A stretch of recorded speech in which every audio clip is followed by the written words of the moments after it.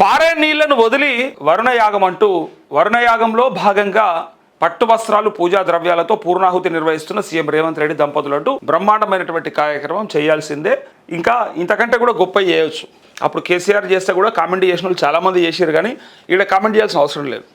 ఎందుకంటే మంచి కార్యక్రమం. అప్పుడు అన్నారు ఆయన ఈ యాగం చేసిండు, ఆ యాగం చేసిండు, చండీ యాగమని, మహాచండీ యాగమని, ప్రభుత్వ సొమ్ము ఖర్చు పెట్టి మరి ఇట్లాంటివి చేసిండు అని చెప్పి అప్పుడు కామెంట్ చేసిన వాళ్ళు చాలామంది ఉన్నారు. చాలామందిని మనం చూసినాం. కానీ ఇప్పుడు అట్లాంటి కామెంట్ ఏం అవసరం లేదు. మంచి కార్యక్రమం, దైవ కార్యక్రమం. అందులో మన రేవంత్ రెడ్డి గారు ఎంతమంది దేవుళ్ళ మీద కుదిరితే అంతమంది దేవుళ్ళ మీద ఒట్టేసి తప్పు చేసిండు కాబట్టి, సో కనీసం ఆ ప్రక్షాళన చేసుకోవడానికన్నా, ఆ పాపం చేసిండు కాబట్టి ఆ పాప ప్రక్షాళన కోసమన్నా ఈ పని బ్రహ్మాండంగా చేస్తూ. సో ఇక్కడ ఏమి అంటారు కదా, శశబిషాలు ఏం లేవు, శశ లేదు, బిష లేదు. కానీ ఒక ఆక్షేపణీయమైనటువంటి ఒక అంశం ఉన్నది. ఏంటిదంటే చేతులు కాలినాక ఆకులు పట్టుకున్నట్టు చేతులు కాలిపోయినాయి. ఇప్పుడు పట్టుకుంటే ఏం కాలక ముందు పట్టుకుంటే ఏమన్నా తోవ దొరుకుతుంది. చేతులు కాలినాక ఆకులు పట్టుకున్నట్టు మన దగ్గర పారేటువంటి నీళ్ళని, అటు కృష్ణా నీళ్ళని ఇటు గోదావరి నీళ్ళని ఇరిచిపెట్టి ఇప్పుడు దేవుని వైపు అంటే ఆకాశం వైపు, దేవుడా జర ఇప్పుడు వర్షాలు పడని, వర్షాలు కొట్టి వర్షాలు పడేటట్టు చేయి అని చెప్పి వర్ణ దేవుణ్ణి మొక్కే కార్యక్రమం ఒకటి ముందరేసుకున్నాడు. సో కార్యక్రమంలో తప్పు లేదు. అంటే గతంలో తప్పు అని అన్నారు కాబట్టి నేను చెప్తా ఉన్నా. గతంలో కేసీఆర్ చేసిన యాగాలను బాగా కామెంట్ చేసిన వాళ్ళు చాలామంది ఉన్నారు. అయితే దైవ కార్యక్రమం బ్రహ్మాండం, కానీ అందులో ఉన్నటువంటి సరే మీ ఇంట్రెస్ట్ ఏదైతే ఉందో అది గొప్పదే కావచ్చు, కానీ అంతకంటే ముందు మన చేతిలో ఉన్నటువంటి విషయాన్ని మనం ఎక్కడ వదిలిపెట్టినాం, ఏడ నష్టం చేసుకున్నాం అనేది ముచ్చట. తప్పిదాలను కప్పిపుచ్చుకునేందుకే కాంగ్రెస్ డ్రామా. వీళ్ళు డైరెక్ట్ అంటారు, ఇక డ్రామానే అంటారు. ఇక మేమైతే అట్లా అనం, కానీ బీఆర్ఎస్ వాళ్ళు ఏమని అంటారు. ఎందుకంటే వాళ్ళని అన్నారు ఒకనాడు మహాచండీ యాగమని, ఇంకా కొన్ని యాగాల పేర్లు గుర్తొస్తలేవు నాకు. రాజసూయ యాగంకి ఇట్లా ఏమైనా చేసిండా నాకు తెలియదు, కానీ ఏదో ఒక 2-3 యాగాలు అయితే బ్రహ్మాండంగా చేసిండు. ఒకటైతే ఎర్రవల్లి ఫామ్ హౌస్లో ఇక అది అసలు ఏదో అంటారు కదా, నా భూతో నా భవిష్యత్ అన్నట్టు చేసిండు. ఇప్పట్లో అంటే అప్పుడెప్పుడో రాజులు చక్రవర్తులు చేసేటోళ్ళని అంటుండే కదా, వింటాం కదా.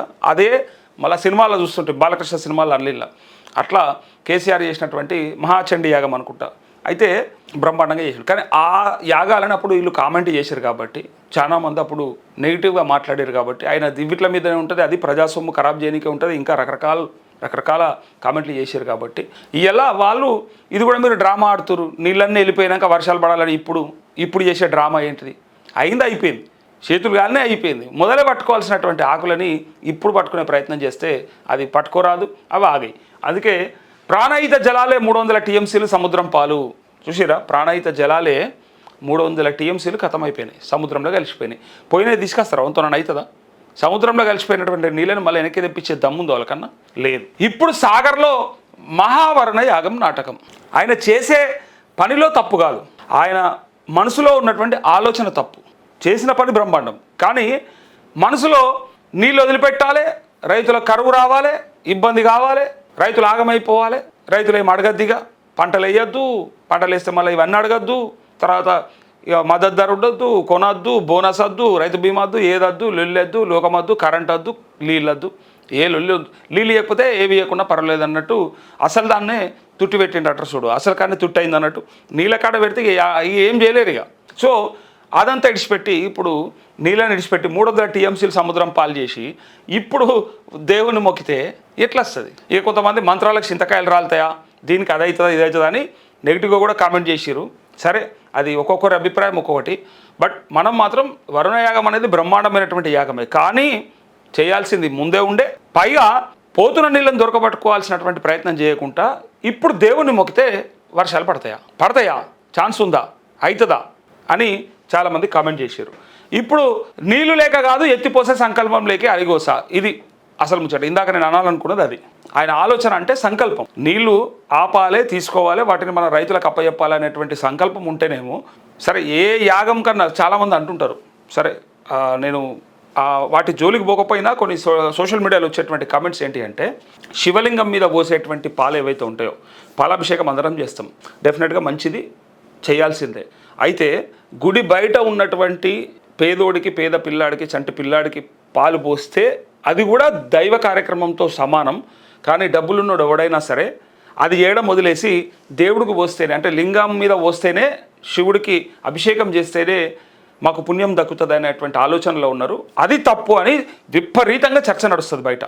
అది పోయడం కరెక్టే, కానీ నువ్వు ఫస్ట్ బయట ఉన్నటువంటి పేదోడికి, బయట ఉన్నటువంటి సామాన్యుడికి ఇస్తే కనీసం అది ఉపయోగపడుతుంది. అక్కడ ఎంతైనా వృధా చేస్తారు కానీ ఇక్కడ ఇవ్వడానికి మనసు ఒప్పదు అని ఒక పెద్ద చర్చ ఉంటుంది. సో మనం ఆ చర్చ జోలికి పోకుండా రైతులకు తీసుకురావాల్సినటువంటి ఇవ్వాల్సినటువంటి నీళ్లు చేతులల్లా కళ్ళ ముందర కనపడుతుంటే అది వదిలేసి ఇప్పుడు పోయి పూజ చేస్తే పూజలో తప్పు లేదు, ఆలోచనలో తప్పు లేదు, కానీ సంకల్పంలో తప్పు ఉంది కదా. మొదలు అది కదా చేయాల్సింది. మన దగ్గర ఉన్నటువంటి దాన్ని కాపాడుకుని ఇప్పుడు అందాదా మనందరికీ ఒక ఉదాహరణ అర్థం కావాలి.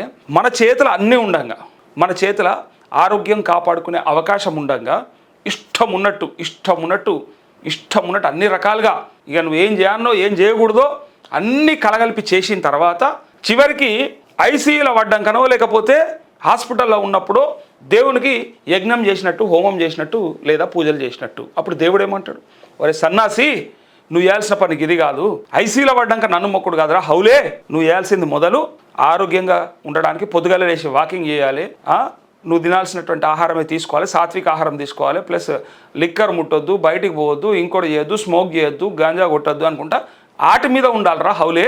మొదలు చేయాల్సింది ఆరోగ్యంగా ఉండడానికి నువ్వు చేయాల్సినవి చేస్తే నా సపోర్ట్తో పాటు నా ఆశీర్వాదం ఉంటుంది, దానివల్ల నువ్వు 4 ఏళ్ళు ఎక్కువ బతుకుతావు, 4 కాలాల పాటు మంచిగా వర్ధిల్తావు అని చెప్పి దేవుడు అంటాడు. ఐసీయూలో ఉన్నాడు మొక్కితే. ఇప్పుడు కూడా నీళ్ళని వెళ్ళిపోయినాక మన చేతులు లేవు, పోయి సముద్రంలో కలిసినాక ఇప్పుడు దేవుని మీదకి ఇట్లా ఎత్తేసి దేవుడా జర నువ్వే పంపాలి నీళ్ళని అంటే నీ చేతులు ఉన్నప్పుడు నువ్వేమో చేసుకోవు, వెళ్ళిపోయినాకనేమో పిలిచి ఇప్పుడు రమ్మని అడగబడుతుంది. ఎట్లా? సేమ్ ఎగ్జాక్ట్గా ఇదే. ఒక సామాన్యుడు చేతుల ఆరోగ్యం ఉన్నప్పుడు ఇష్టారీతిన తిరిగి ఆరోగ్యమంతా అయిపోయి దవాఖానలో పడ్డాక దేవుళ్ళకు పూజలు మొక్కితే ఏమొస్తుంది?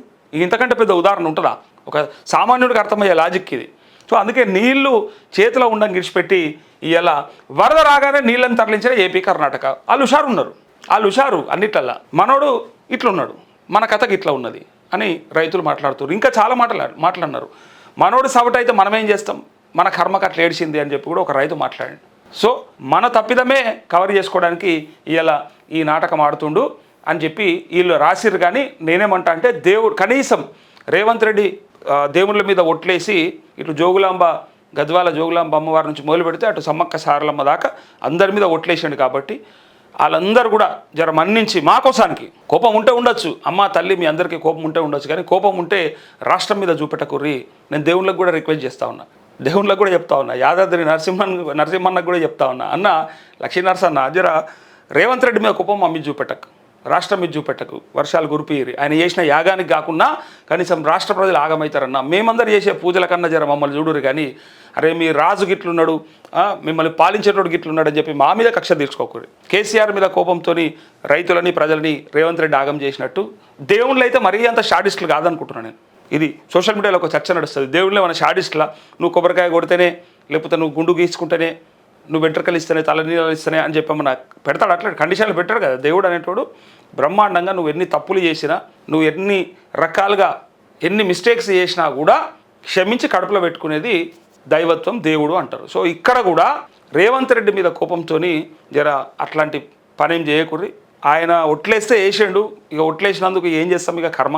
మీరైతే అట్లాంటి ఆలోచన పెట్టుకోకుండా జర మాకు వర్షాలు కురిపించి ఇంకా జర నీళ్లు నింపి, కనీసం ఇప్పుడు మా వాళ్ళకి ఆపుకునే శక్తి లేదు, మీరు పైకి వెళ్ళి పడిస్తేనన్నా కనీసం చెరువులు కుంటలు నిడితే గ్రౌండ్ వాటర్ పెరుగుతుంది. మెయిన్గా గ్రౌండ్ వాటర్ ఇష్యూ రాష్ట్రంలో, గ్రౌండ్ వాటర్ చాలా లోపలికి పడిపోయింది. గత 10 ఏళ్లలో లేనటువంటి దారుణమైనటువంటి పరిస్థితులు ఎదుర్కోవాల్సి వచ్చింది ఎల్నినో ప్రభావం వల్ల. సో అందుకే అది ఎట్లనా చేసి జర వర్షాలు కురిసేటట్టు రేవంత్ రెడ్డి మీద కోపంతోనైతే ఆపకూరి అని ఇక్కడ మాట్లాడుతూ ఉన్నారు జనాలంతా.